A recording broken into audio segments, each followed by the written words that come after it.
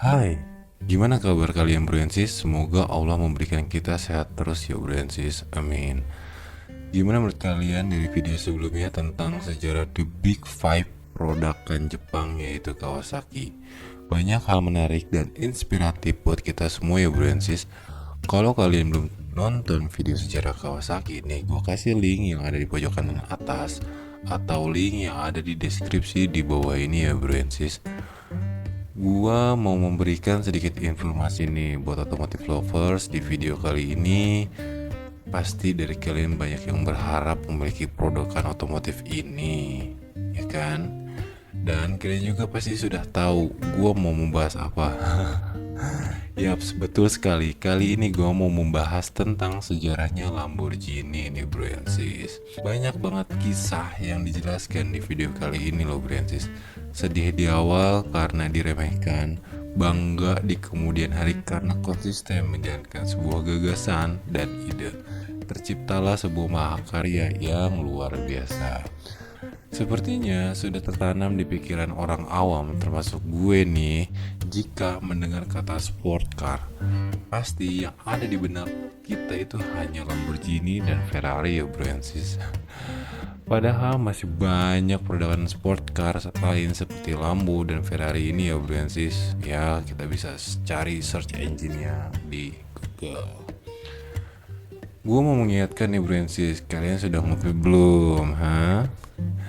Ngopi dulu lah sambil ditemenin oleh gue ya Bransis di video kali ini. Tanpa basa-basi, mari kita simak video kali ini. Go go go.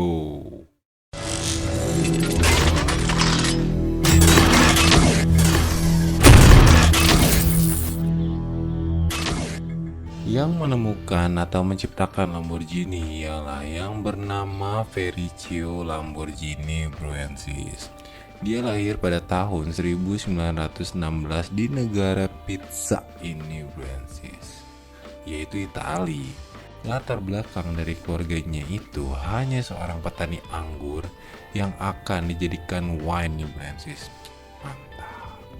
Sejak kecil, Om Ferruccio ini diajari cara membuat wine mulai dari proses menanam hingga memanen dan sampai dijadikannya wine nih Bransis. Sepertinya Om Ferruccio ini kurang tertarik dengan hal yang diajarkan oleh keluarganya ini Bransis. Om Ferruccio lebih tertarik dengan mesin-mesin karapannya atau yang kita sebut itu traktor ya Bransis.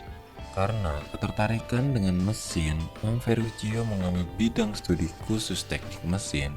Setelah berjalannya waktu, Om Ferruccio melamar pekerjaan nih bro and sis. Dia melamar pekerjaan di pabrik yang dimana memproduksi kendaraan tempur untuk negaranya ya bro and sis.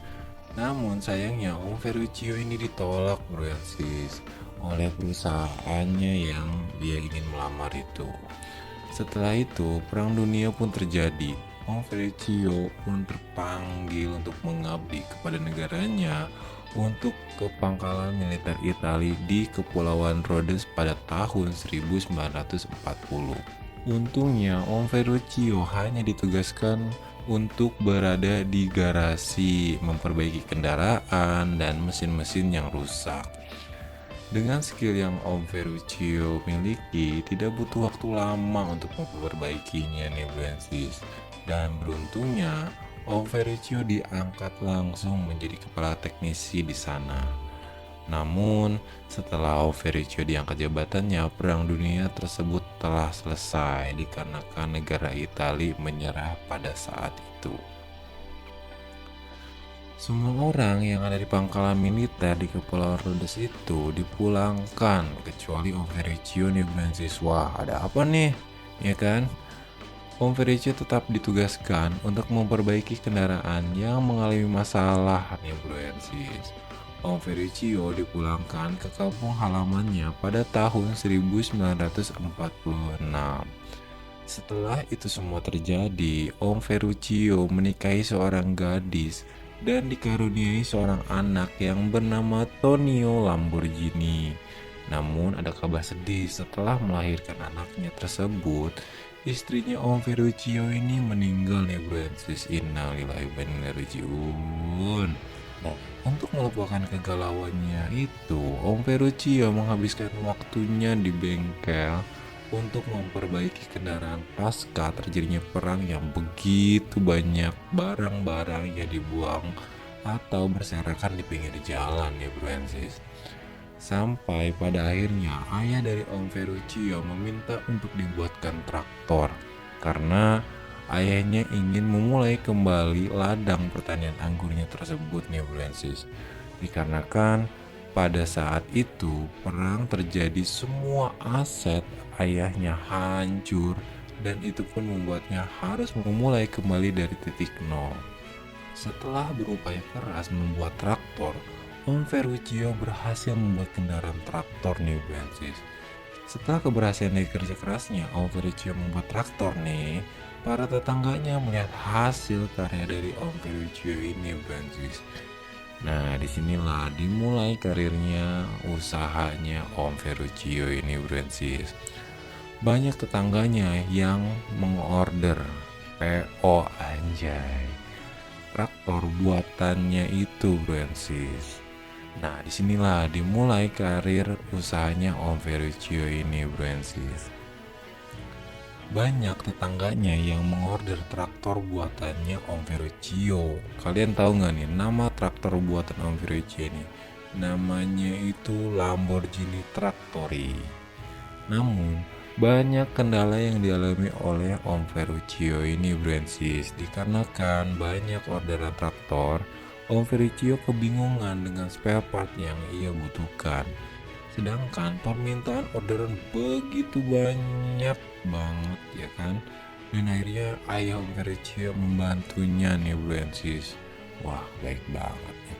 Ayahnya Om Ferruccio menggadaikan lahan pertaniannya untuk tambahan dana untuk pabrik traktor milik Om Ferruccio ini Francis. Dikarenakan setelah perang selesai, Om Ferruccio cuma satu-satunya yang mau produksi traktor tersebut nih Francis. Kebayang gak tuh keuntungannya cuan. Setelah keberhasilan yang Om Ferruccio capai, Om Ferruccio mendadak menjadi crazy rich pada saat itu ya kan. Dia mulai menikmati hidup mewah dengan mengoleksi supercar seperti Jaguar, Mercedes-Benz, Alfa Romeo, Maserati, dan Ferrari. Namun dari semua sport car yang Om Ferruccio miliki, tidak ada rasanya memuaskan hasrat Om Ferruccio ini Francis. Menurut Om Ferruccio, semua mobil sport car memang kencang tapi tidak stabil. Dan ada yang stabil tetapi tidak kencang. Nah loh. Seketika itu ada di mana fase Om Ferruccio bertemu dengan Enzo Ferrari. Ya, dia adalah pembuat atau pemilik pabrikan dari Ferrari. Nanti kita bahas di video selanjutnya ya Francis. Nah, di saat itu Om Ferruccio memberikan saran nih kepada Abang Enzo Ferrari mengenai yang dialami Om Ferruccio. Nah, dari sinilah mulai akar perselisihan di antara Om Ferruccio dan Enzo Ferrari no Francis. Wah. Dengan saran yang diberikan Om Ferruccio membuat Om Ferruccio dipermalukan oleh Enzo Ferrari lo Francis. Kebayang gak tuh? Tidak terima dengan perlakuannya, Om Ferruccio merasa tertantang untuk membuat mobil sport car juga nih Francis. Dengan mengaplikasikan hal yang didambakan oleh Om Ferruccio mengenai kenyamanan dan kecepatan dalam mobil sport car tersebut Francis. Dengan langkahnya, Om Ferruccio melakukan berbagai hal seperti membeli beberapa tanah yang sangat luas untuk dijadikan pabrik otomotif. Dan bukan hanya itu saja ya Francis, Om Ferruccio merekrut beberapa mekanik dari kompetitornya yaitu Ferrari lo Francis. Wah gila. Terlihat sekali bukan dengan step-step atau langkah-langkah yang dilakukan ini sudah sungguh luar biasa untuk melakukan pembuktiannya kepada dunia bahwa Om Ferruccio dapat mampu membuat sport car juga. Om Ferruccio menghabiskan waktu 9 bulan untuk menyelesaikan proyek besarnya dan mobil sport car pertama milik Om Ferruccio ini diberi nama Lamborghini 350 GT. dengan logo banteng ikonik di depan mobilnya. Nah, alasan diambil logo banteng ini adalah Om Ferruccio ini lahir di bulan April. Dan jika dilihat dari logo zodiak yang kita ketahui yaitu di bulan April adalah lambang Taurus yang secara jelas itu merupakan gambar benteng. Banteng. Ya bro and sis. Dan filosofi lainnya ada yang menyebutkan bahwa logo banteng tersebut melambangkan kegagahan dan powerful ya. Mobil ciptaannya ini, Lamborghini 350 GT, pertama kali diperkenalkan kepada publik pada saat touring Photoshop. Dan mobil ini mendapatkan pujian dari kritikus dan menjadi salah satu pusat perhatian di event ini, bro and sis. Setelah meraih kesuksesan dalam sport car yang dibuat oleh Om Ferruccio ini, pabrikan Lamborghini pun berkembang dengan pesat dan makin terkenal. Famous aja. Dan yang perlu kita ketahui, ada dua bagian dari perusahaan Lamborghini ini ya bro and sis. Yang pertama, divisi penjualan dan memproduksi traktor, itu bernama Lamborghini Trattori. Dan yang kedua adalah Lamborghini Automobili yang berurusan dengan mobil sport car ya bro and sis. Nah, bukan hanya kesenangan saja nih, kemalangan hidup Om Ferruccio tidak hanya itu saja. Di bagian divisi traktor, Om Ferruccio harus menjual semua sahamnya kepada kompetitornya. Dan itu gue sedang mencari informasinya nih, belum ketemu ya Brancis. Jadi kalau ada dari kalian yang tahu, tolong dibantu mengopi di kolom komentar ya Brancis. Dan saham di bagian sport car, Om Ferruccio harus membaginya sebesar 51% kepada konglomerat asal Swiss yang bernama Georges Hendrich Rossetti. Dia adalah temannya dari Om Ferruccio. Nah, 50% itu dibeli dengan harga $600.000, sekitar 10 miliar rupiah pada masa itu ya bro and sis. Di tahun 1973, Om Ferruccio mengalami fase krisis minyak yang mengakibatkan harga minyak melambung tinggi sekali. Dan imbasnya yang dialami Om Ferruccio ini, bisnis sport car yang sangat lemah dan tidak dilirik lagi oleh masyarakat dikarenakan memilih kendaraan yang lebih hemat bahan bakar pada saat itu ya. Kalian pasti sudah tahu konsumsi bensin sport car itu boros banget. Om Ferruccio merasa tidak ada jalan keluar untuk permasalahannya. Akhirnya Om Ferruccio menjual sisa sahamnya sekitar 49% lagi kepada temannya nih Brancis. Nama temannya Om Ferruccio adalah Rossetti. Dan setelah saham dipegang sama Abang Rossetti ini pun mencoba membangkitkan Lamborghini dari keterpurukan, namun hal itu sia-sia.